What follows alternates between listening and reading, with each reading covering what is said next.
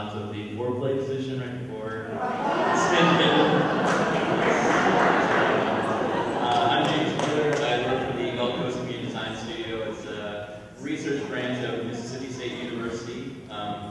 We're a nonprofit studio that works in the community and a coordination center with caseworkers, with the local city councilmen, with building construction managers, and other volunteer organizations. I work in Mississippi, so Troy and Colin asked me to say how the heck I got down there.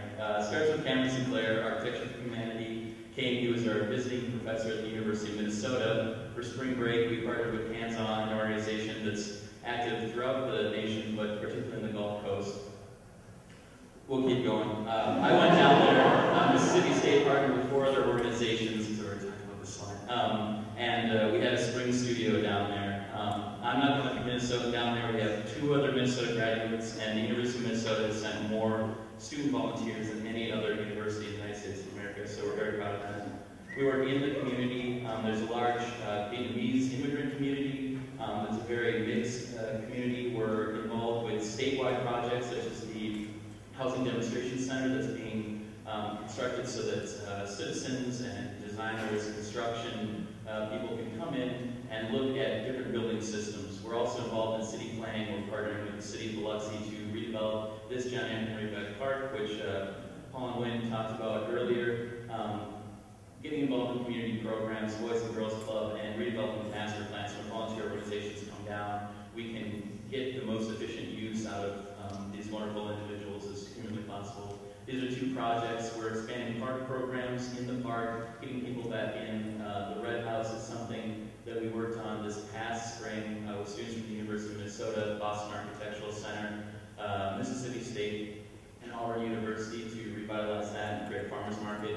There's going to be a concessions thing, working with a basketball program in the park. One of the things we do is planning. We were involved in 2 major surveys sponsored by grants, looking at the advisory-based flood elevations from FEMA, looking at where water came in, wetland distribution, areas of inundation, so that we can better understand the way we rebuild. This is our recently completed survey in May 2007. This is East Biloxi, which is a peninsula of a larger piece of Biloxi. It's a very poor, very richly diverse area. This is a picture of the condition of the residential properties in 2006, basically after the storm. There was a survey completed all the way up until May. I was a part of that first time I went down there. You can see how many are in repair, only 6% completed, and many of those not moved back into. In 2007, after completing the survey, we can see that that's moved all the way up to 26%. The recovery cycle, as developed by a number of psychologists, say 15 years for physical rebuilding, 100 years for the mental rebuilding to kind of rejuvenate this area. A lot of them has been vacant lots. We're looking at new construction, rehabs, and also prospective planning for what we're doing down there. Ways to reinvigorate the city, reinvigorate certain corridors that were vibrant beforehand, and look at ways we can work with the city to get the smartest growth in rebuilding so that we're avoiding some of the negative influences that certain types of homes bring in. Like I said, we also do building. We're fully staffed, licensed architectural firm for all intents and purposes. We have 12 full-time staff and then 3 to 5 interns at any given time. We're developing a catalog of houses that we've been working on in conjunction with interns and volunteers from different places so that when people come in, we can better serve them. This past spring, we had 7 people from the graduate program at the University of Minnesota, 3 from the professional undergraduate at Boston Mississippi State University, 1 from Auburn University, and 1 from Boston Architectural Center that did both design and build projects as part of their curriculum.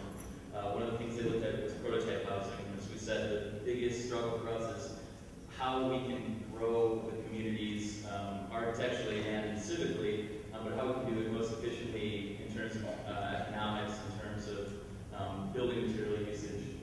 This is one project that they looked at, ways to rebuild, building smaller piece on the back part of a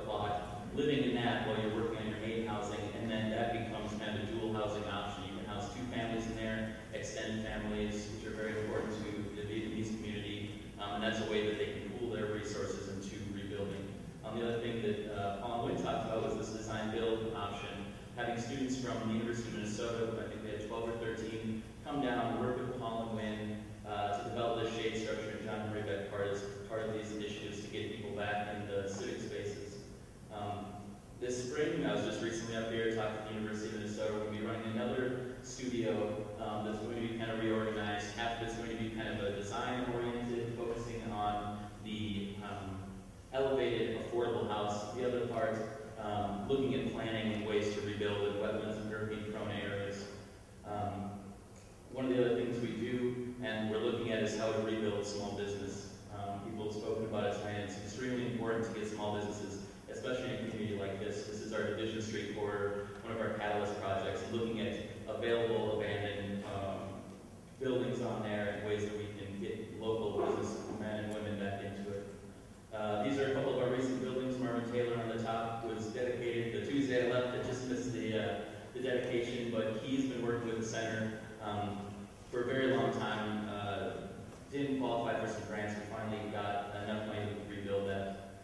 These are a couple of the other ones.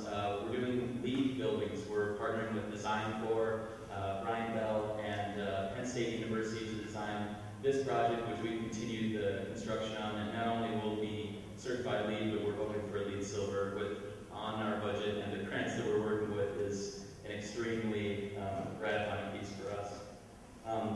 This last one, you can just go ahead and hit the slide. This one right here on the left and now right there, this was 2 weeks before that picture, or 3 weeks before that picture was taken. There's a sequence I'm going to show you, this new program we're starting called Blitz Build. It takes about 6 months of coordinated efforts from our building construction managers.